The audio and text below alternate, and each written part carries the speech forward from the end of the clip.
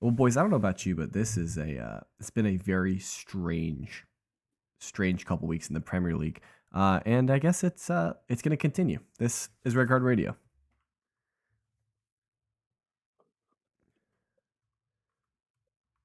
Good evening, good morning, good afternoon, whenever you're listening from. Thanks for tuning in. Red Card Radio is a weekly look at the Premier League from three friends who support different clubs. My name is James. I support Arsenal. Tonight, that's Brad up top, and then down below that, Sean. Brad supports Chelsea. Sean supports Tottenham. Hello, boys. How are we doing? I'm feeling fantastic. Yeah, and we'll get into your feelings in a little bit, I'm sure. Sean, it's good to see you. Yeah, good to see you as well. So yeah, I don't know. These last like 3 weeks after the first FA Cup round, then like this split winter break, and then into another FA Cup weekend coming up. It seems like nothing's going on, and we're in like the thick of the season. But we will get into that. We got a couple games to review, a couple transfer news stories to go over. The FA Cup weekend is upcoming, and I believe that Sean has some trivia. Now, it's a little bit different this week. Apparently, it's a thinking man's trivia, so he hasn't told us about it yet. The question was, do you want to tell us about it in pre-production or wait till on the podcast and I stall for time? And my thought was he just tells it to us now at the beginning of the episode. Brad and I have time to think about it. And then you, loyal listeners, also have time to think about it. And you'll have to stick around to the end to see if Brad and I are correct. So, Sean, hit us with this trivia question. You will see what I mean about putting a little thought to it, which I think you guys can. I think you guys can come on top of this one. So, Erling Haaland, the robot himself. I've heard of him. He has amassed 6 total hat tricks in the Premier League in just his 18 months, really. Okay. Really less than that because he's been injured. There are 8, including one tie. I'll give one away. Including one tie, there are 8 players that are level or higher than him. Can you name them? Active or non-active? Non-active. This is all time, right? I don't think it's giving anything away to say that Erling Haaland is the leading active player that is currently in the Premier League. But the 8, okay, just that would mean they were all past players. Erling Haaland has the most hat tricks of any current Premier League player. Yes. So they're all. So it's all in the past. Erling Haaland is the highest. Has the highest amount of hat tricks that currently plays in the Premier League. Okay, so currently plays in the Premier League means they could have previously played in the Premier League and not playing in the Premier League anymore. Could have so someone like a Cristiano Ronaldo, perhaps still an active player but not playing in the Premier League. I got you. Okay, that's a good one. So we need to find 8 names, and you, loyal listeners, also need to find 8 names over the course of the next, conservatively, I'll say 25 minutes. But Red Card Radio, we're not good to sticking to timelines here, so it might be 35 minutes. Who knows? But we're gonna quickly go over these transfer stories. Like, subscribe, follow, rate, review, all those things. Hit the bell. Hit the bell. Yeah, hit the bell. Share it with a friend. Hit the share button and put it on your X account or your Instagram feed. Do a TikTok dance if you're into TikTok. Maybe we'll send some more stickers out. Oh yeah, we do have stickers. Brad got more stickers. If you want a sticker, hit us up Tag us. Yeah, tag us on the socials or hit us up on the YouTube comments, and we'll figure out how to do it. Join our Discord. That's another way to reach us. Okay. Yeah. So transfer news. I guess really the biggest transfer news is Calvin Phillips' loan with an option to buy from Manchester City to West Ham United. Now, Calvin Phillips had been kind of shopped around to, maybe not shopped around, it's not the right word, but there had been quite a few suitors had been sniffing around. West Ham and obviously West Ham, but apparently Newcastle as well were interested in Juventus in Italy were also interested in Calvin Phillips. I don't know about you guys. Well, if you're Phillips, Phillips probably wanted to get out. I mean, he's mired behind. I mean, Rodri missed a couple games this year and he couldn't sniff a look. Never played. I mean, obviously Calvin Phillips probably should have gone in the summer. Like for all intents and purposes, should have gone in the summer. Yeah, he got a couple of cups. Now go actually play the sport that got you there. Yeah, Now so like he will have not really played any actual football in like 18 months, and I don't know what he's going to provide out of the gate to West Ham. I think this is a situation where it could take him a little while to get up to speed. And was they select. do have an option to buy as well. I wonder if there's an obligation if he reaches a certain appearance threshold. Those are sometimes listed as options, but like there's like if he plays 75% of the games, if he starts 75% of the games or something like that, then it becomes an obligation or whatever. But I Yep, think yeah. I don't know what the fee for the option is. Do either of you guys know off the top of your head what the option is? No idea. I just I saw a don't report that there is an option to buy in I don't there. even know if it was reported. So I think Ornstein had it, oh, did he? Okay. Well, or in Ben Jacobs. One of the two of them had it. in David Ornstein we trust. So hopefully, I guess David Moyes is hoping that Calvin Phillips improves their midfield, gives them another body. West Ham do have, well, I guess they're not in the FA Cup anymore because they lost, right, They did. to Bristol some City. Bristol City, yeah, and then but they're still in Europe, if I'm not mistaken. They progressed in Yeah, Europe. conference league, right? I think Europa I think League. they should be in the Europa, Europa League because because they won the Europe Conference League. Yeah. they won the conference league. Yeah, Yeah. that's correct. Other big, well, I don't even know if it's a big one, but Newcastle, they were looking to sign a midfielder. They signed a Manchester City youth product. That's as much as I know about him, but he was signed. Nottingham Forest apparently are unbothered by their charges by the Premier League and are looking to sign a couple different players. I think Giovanni Reina from Yes, Dortmund. from Yeah. Well, I don't see why you would be bothered by the allegations or whatever the FA. Just be like Chelsea and City and just ignore them and deny and Yeah. pretend it never happened. or And sell.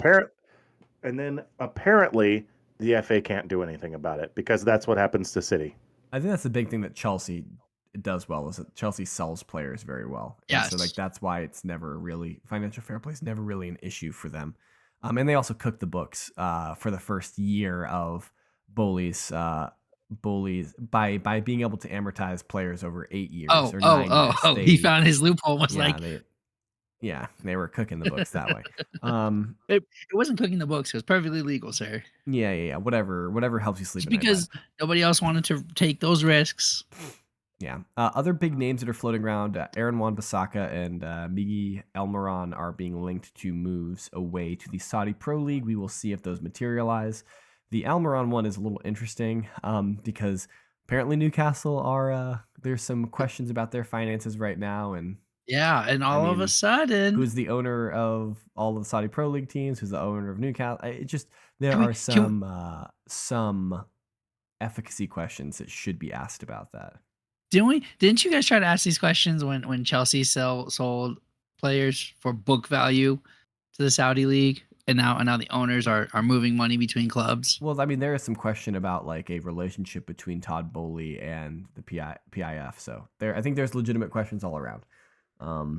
So I think there's probably legitimate questions with all of the other 19 owners and whether or not PIF has some part to play in their companies. Chances are they do. Well, guys, if you remove all of the mounds and mounds of nefarious nature to all of these moves, if you can get 60 million for Almiron, you got to move him because about 2 years ago, that dude wasn't fetching 15. yeah, you move him. So Yeah. You move him Yeah. 5 years. If you move him 5 minutes ago. Yes. Yes, if you're getting 60 for Miggy, Joel can take offense to this if he wants.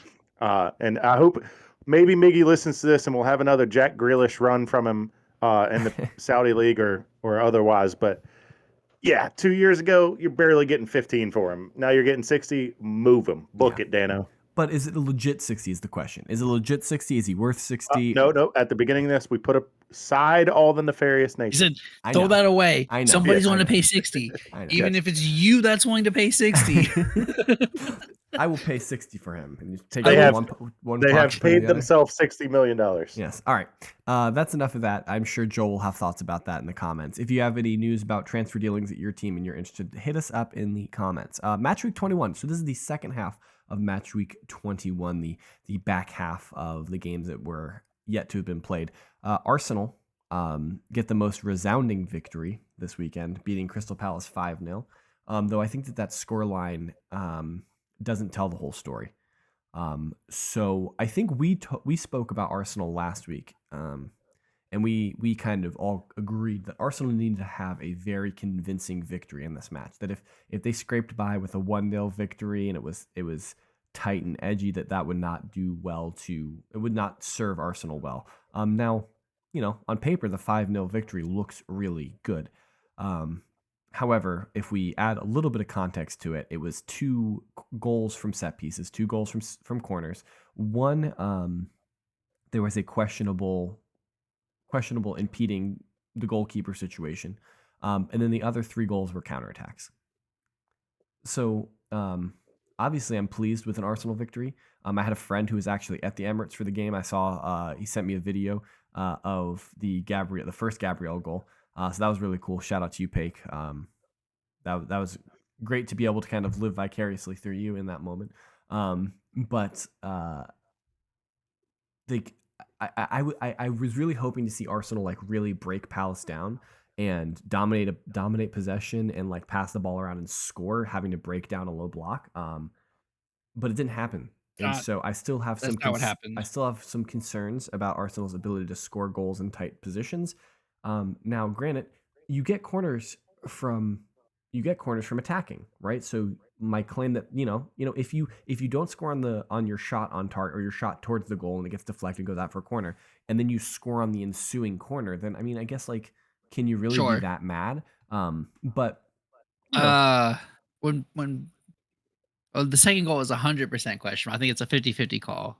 And that first goal looked a little what did you not like about the first too. one?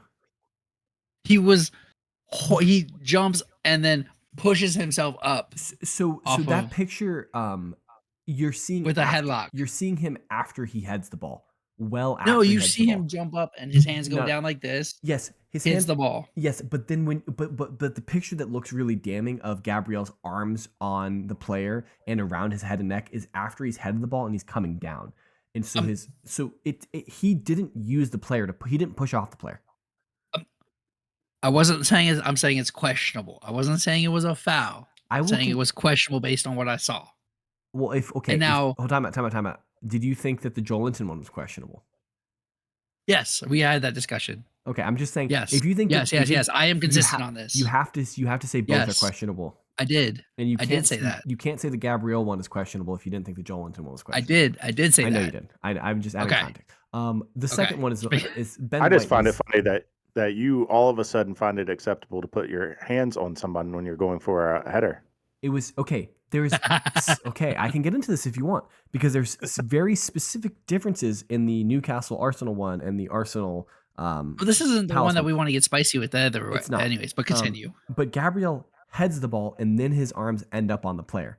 Joelinton pushes Gabriel and then heads the ball. So there's a timing difference, very different.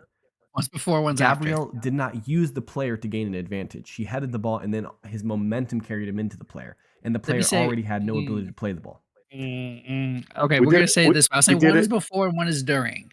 There we go. We did agree to not rehash this, so let's move on. Okay. That's all I have to say about the game. I mean, my standing point is just that I wanted to see Arsenal have to break down a low block and score from a tight position, pass the ball, move the defense around, and like really score a goal. And it just didn't happen. I mean, like, fast, counterattacking is all well and good, and it's important. Yeah, but I would have liked to see Arsenal have to really work and create a goal. What I did during this game was actually I sat on the front porch and watched the grass grow, which was surprisingly more interesting than this game. Your butt was not out of bed. Don't lie. It was the 7:30 kickoff. You don't have kids. No, I was up early. Sun comes up on that side, so watching the grass. Were you at least drinking coffee watching the grass? No. Intently watching.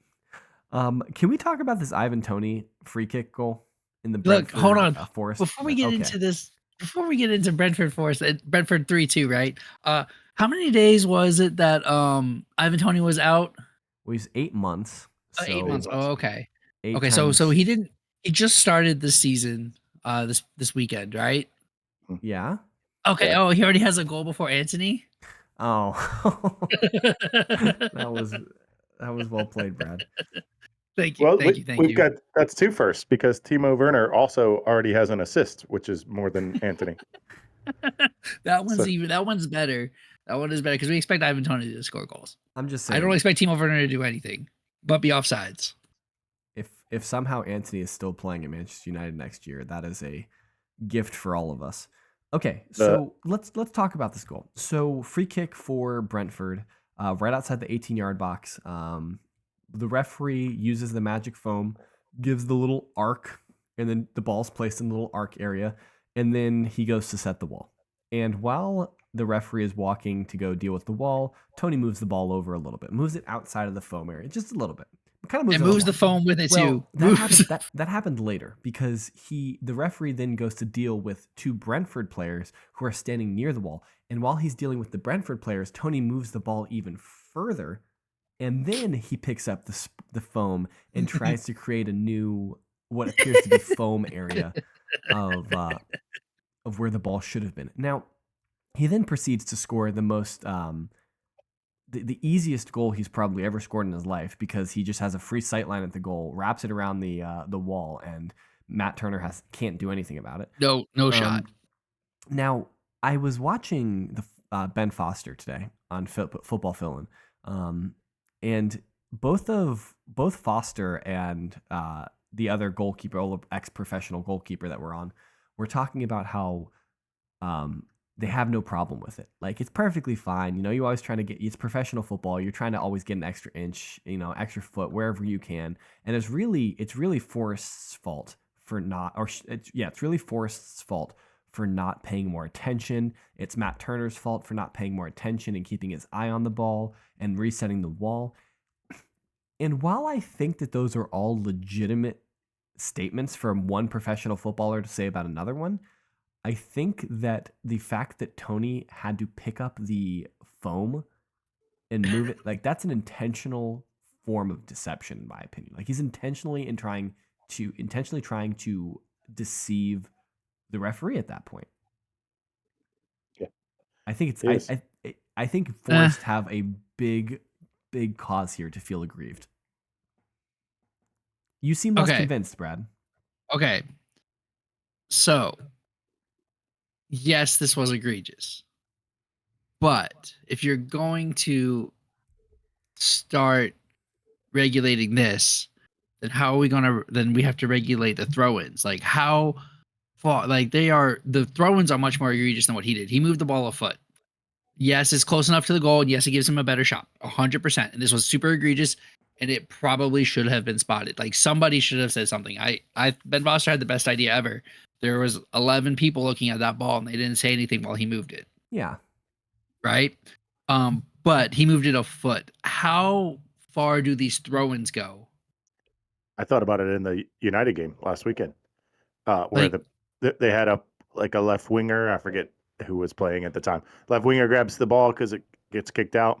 The United player walks it up 4, 5, 6 yards up the field, drops it for the left back, who then walks 3, 4, 5, 6 yards up the pitch. Yeah. And right. now you've moved. Now you've moved almost a tenth of the field. Yeah, you like 15 yards and yeah, you're not even close anymore. So like if we are going to start paying attention to this, then we need to start paying attention to that as well. Is all I'm saying. Certainly, I don't and everybody, you. and I think every time, I think it's very rare that a player just accepts where the ref sets the ball down. But it's not. But to be fair, like it's not their job to accept it or not. Like the referee should say, "This is where you're taking the free kick from. If you move it, like that should be cause for a caution." Like I think that there's really easy ways to do this.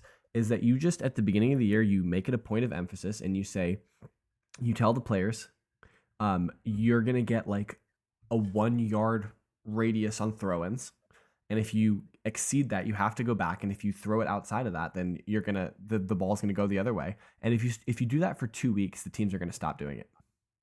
If you start It's what you allow. Yeah. if you start calling foul throws in the first 2 weeks, and like 90% of the throw-ins are foul throws, then they're gonna stop doing it because they know they can get away with it.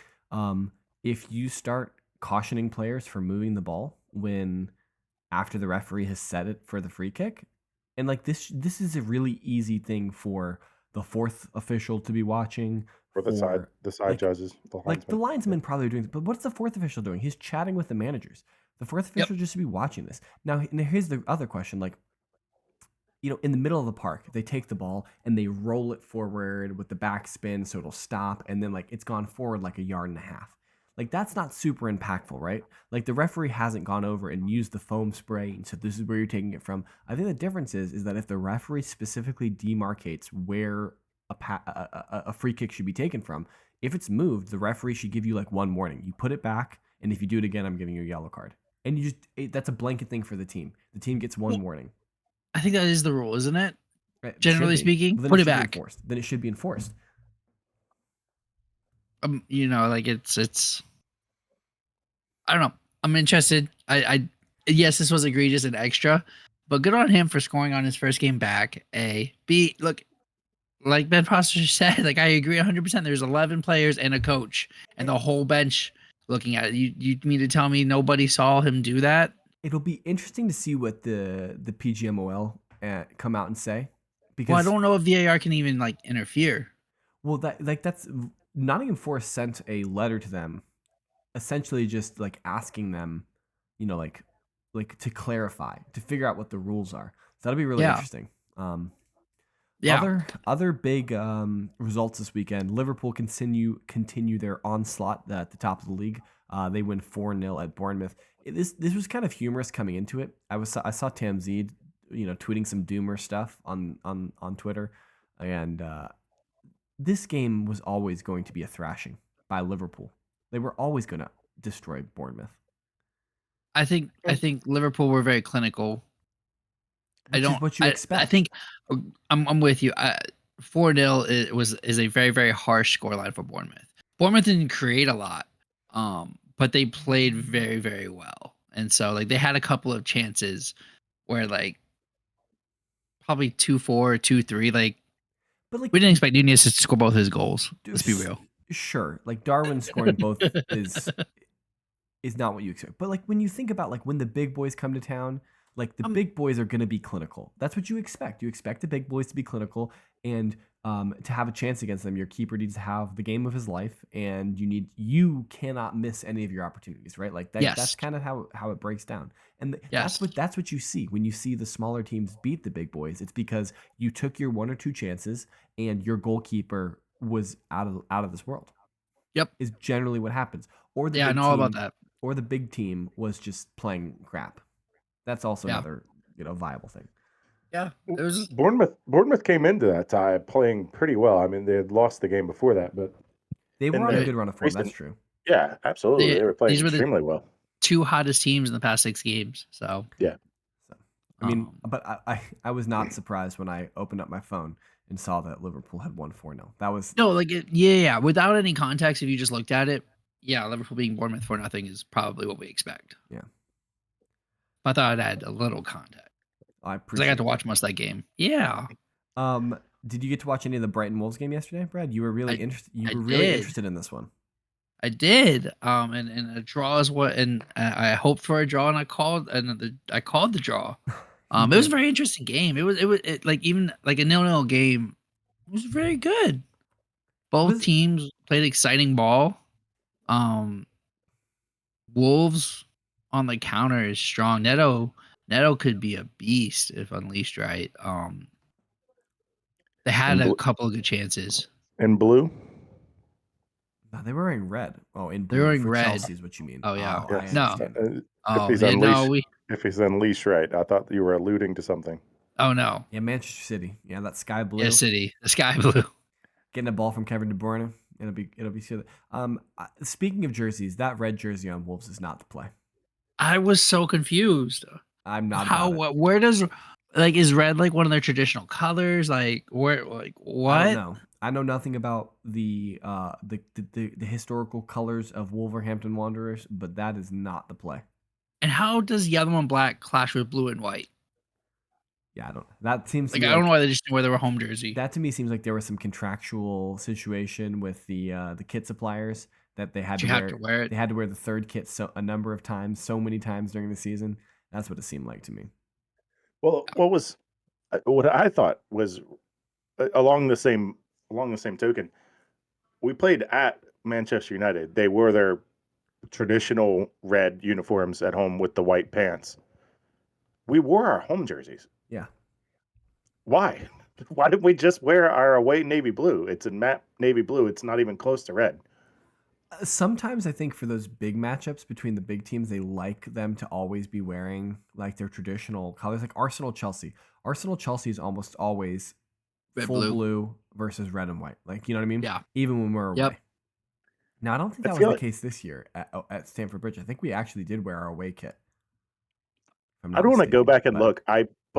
I would say that we have worn our away jerseys less than 4 times. I think it's 3, which is ridiculous. I mean, your home kit is pretty iconic for Spurs. Like it's like a very traditional, like well recognized home kit. So like I don't see why not. But I really like the away kit this year. You should buy So one. I have one. Oh, you have that's the one that the That's the Romero oh nice. jersey. Yeah.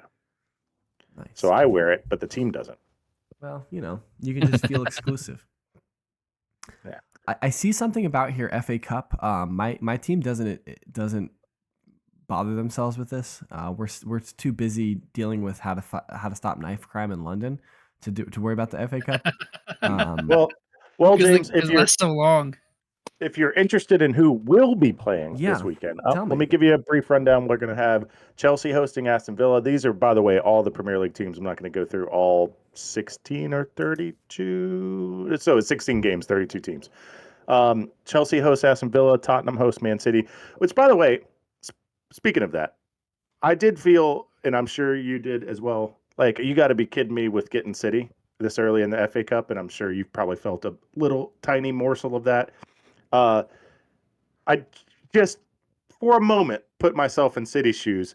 How mad do you think they are that they had to go Arsenal Tottenham back to back? And both away, right? No, Yeah, you played at the we had Liverpool. Liverpool. Oh, okay. I'm sorry. I thought you guys played City last week. Anyways, Newcastle hosts Manchester United. I think that's right. Huh? Sheffield hosts Brighton. I don't know. They're Manchester City on here twice. Don't know who Luton Town is playing. Fulham is going to host Newcastle on the Everton, 27th. Luton Town. Everton, Luton Town. Thank you, Brad. West Brom is going to host Wolves. Liverpool, as their replay been decided, they are TBD right now. You said Newcastle is playing Manchester United. Yeah, No, I think no, that's gotta be No, wrong. they're playing Fulham. Newport United. Yeah, Newport Yeah. County is playing Manchester United. Yeah, I think Yeah, something Mitch got Shannon Fulham wrong is here with this well, rundown. Newcastle's away to Fulham. This got all off the rails. Something was put into the notes wrong. And then Brighton hosts Wolves. I think. What you can do, West loyal Brom hosts listeners, Wolves. hit a Google. I don't know.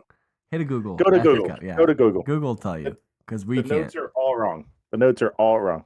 Hey, look, our two teams are right. He is playing Yes. City. Chelsea is playing Aston Villa. Friday, both of them. So Both of them on Friday. Other than both of them on Friday, what is the FA Which doing? Which is crazy because we played Tuesday, and then we're playing again on Friday. That's the FA that's not screwed you. That's not the FA Cup's fault that you're still in the League Cup. No, well, I guess the EPL The FA runs. Okay, yeah, sure, whatever. There's like 4 different organizations that run the same cup. We just need to get out of the League Cup. It's a waste of time. Yep, should have. Yeah. James, you were asking something. I was gonna ask how you feel. Like, do you feel confident? You said I was asking you beforehand. There's a chance Madison might play. Like, how are you feeling about this game? Madison is shooting to be back. That is his projection and his desire. That is completely independent of our training staff and our training or our manager. Hmm. So that will be up to them. I haven't heard anything one way or another if he's going to play, but we are still a few days away. That was an ankle for him. Um, and I think that's going to be it for coming back. Kulisevsky will be back. He was just sick Do you um, think 2 weeks ago. Dragon Knuckles gets a start against City? Uh, I could I could think I couldn't think of many worse things on earth to throw him to the wolves to is Why? Pep Guardiola. Why would you put him? He's played about 15 minutes in the Premier League, and then why would you just throw him against Manchester City with I, KDB back? I'm just asking the question. No, I don't think you should. No, you should not put him out there. I Just don't know. I kind of Romero and Van de Ven. he's a full Romanian international, isn't he? He's been playing in Serie A against other big boy center forwards. Has a play against Victor Osimhen.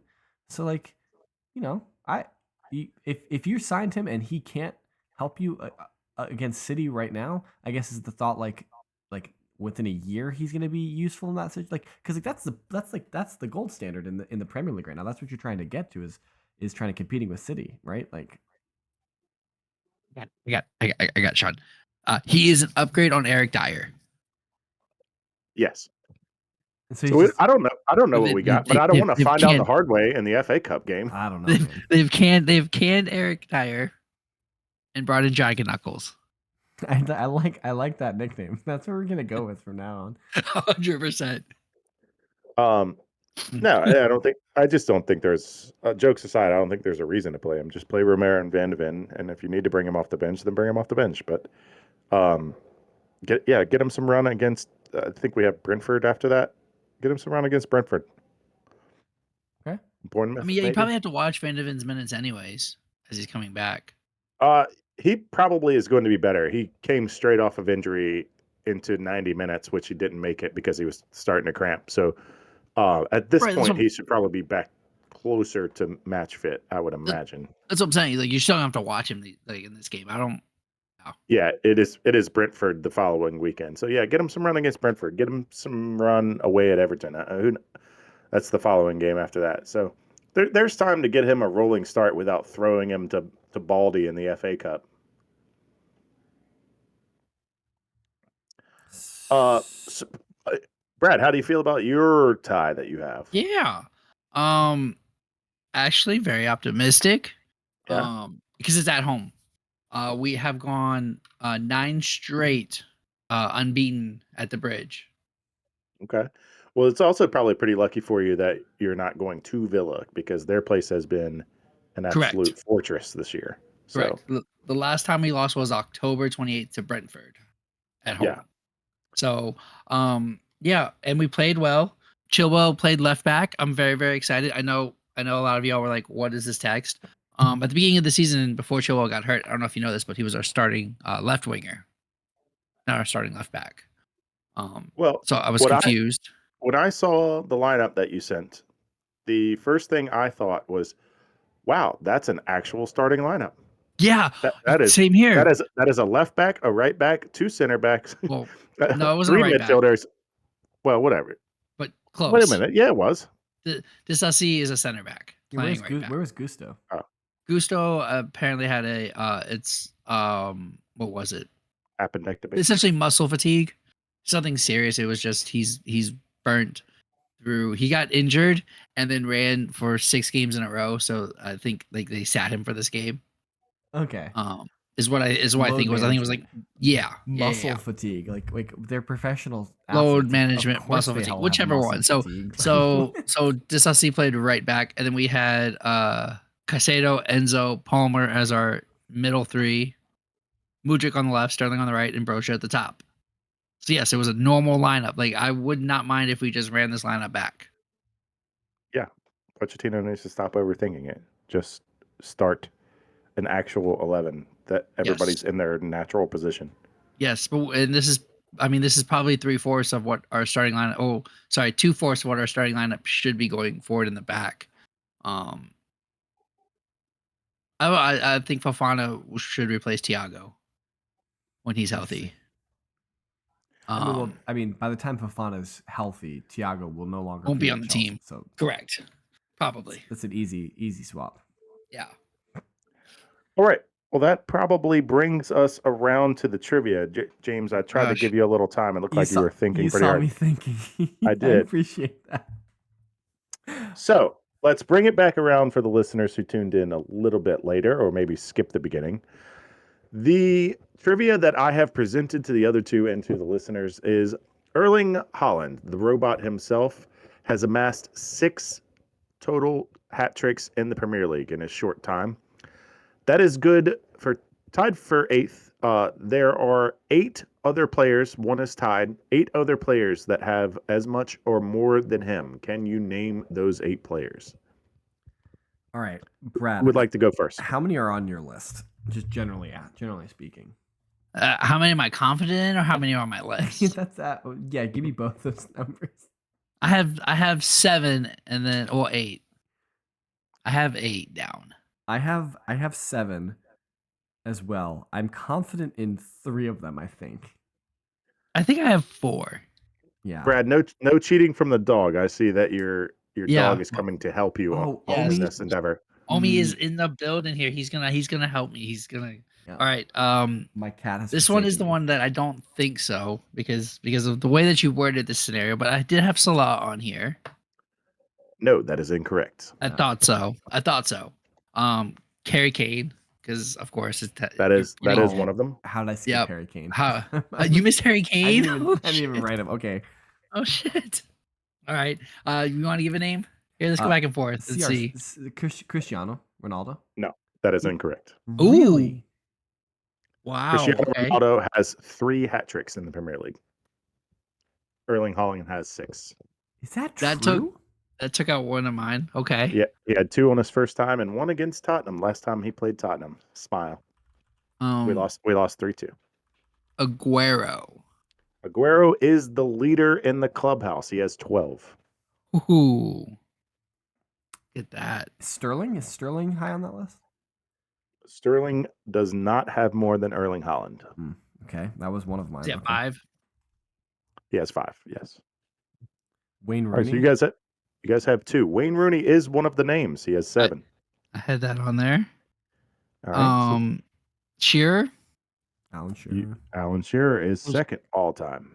Yes, look at that, back to back. Who has 11? Aguero has 12. If I didn't say that. Yeah, you did. Eden Hazard is one of my question mark ones. That is incorrect. Yeah. No. He is not in the top 10. He was he had way more assists. So you guys are halfway there. You have 4. I did have Drogba as my question mark. That is incorrect. I didn't think so because he scored big game goals. He didn't score a lot of goals. You guys are running out. You want to start rapid firing me? Tevez? No. Oh, I forgot about Tevez. Henry? Yes. Yeah. Thierry Henry is one of those. Henry was on my Surprised you list. didn't. All right. I'm out. Out. Okay. James, any more? Those are all my names. Yeah. All right. So the ones you guys missed, I didn't expect you to get Robbie Fowler. Oh, I should Who was have. third all time, who has 9. You guys got Thierry Henry at 4th, who is tied with Harry Kane, and Michael Owen was the other one tied at 4th. You guys got Wayne Rooney at 7th, and the one that is tied with Erling Haaland is Luis Suarez. Oh, Suarez. Ooh. Man, I should have had that one. I'm mad about Suarez. He's the currently still playing player. Harry Kane, Luis Suarez, and Aguero plays in Argentina, I believe. Wasn't he playing he was playing somewhere. Maybe last year. I don't know. He might be retired. Who knows? That's a good one, Sean. I hope you guys did well as well, loyal listeners. I like that one. Hey, I'm proud of myself. I got 5 of them. Yeah, you guys did well. Let's go. I did not do well. I got 2. No, I got 3. I got Rooney, Shearer, and Henry. Those are the 3 I got. Okay. That's all we got. You didn't even put Harry Kane. I just forgot that he existed. Wow. At least it wasn't Jamie Vardy. I would have really been upset if it was Jamie Vardy. All right, that's all we got for you guys. Hit us up in the comments. Let us know how you guys did in trivia, and we will be back next week. This is the only episode we're dropping this week because it's kind of a weird week still. Maybe next week, we'll get back to 2 episodes. Who knows? Maybe let us know in the comments. Do you like 1 episode? Do you like 2 episodes? Maybe that'll help us decide what we do going forward. But until then, hit us up on Twitter. That's at KSBradG. Down below, it's Whiteheart_Sean. I am at James Tiffany. You can reach us on all the socials at redcard_radio. And we look forward to hearing from you guys. Hope you guys enjoy some FA Cup football this weekend, and have a good one.